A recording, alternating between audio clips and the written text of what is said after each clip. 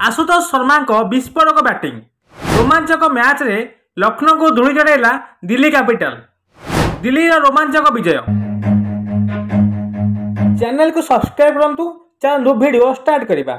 IPL 2025 रे ए पर्यंत सबुठारु रोमांचक मैच दिल्ली कैपिटल शेष ओवर लखनऊ सुपर जायंट्स को परास्त कर देखाइछि।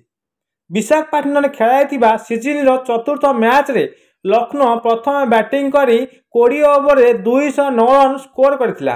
दल तरफरु निकोलस पुरन एवं मिचेल मार्श चमत्कार बैटिंग करथिले।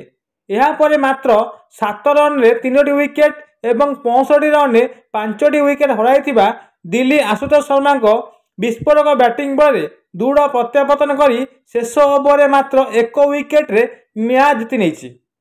दिल्ली एकदा संकट समय दे गति करथिला बेले आशुतोष अप्रायत 66 रन बल 19.3 ओवर 9 विकेट हराई 211 रन करी मैच जीति नेछि।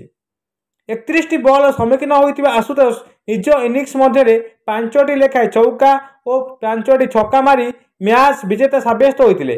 अन्य बैटरଙ୍କ मध्य विप्रोच निगम 39, ट्रिस्टन स्टब्स 34 रन करला बेले दिल्ली 113 रन मध्य 6टी विकेट हराइला बेले आशुतोष और विप्रोच सप्तम विकेट रे 22 बॉल रु 55 रन जोग करी मेमेंट्स बदलैथिले। लखनऊ पक्षरु शार्दुल ठाकुर, मनी मारान सिद्धार्थ, दिग्वेश राठी, रवि बिश्नोई 2टी लेखा विकेट नेइथिले।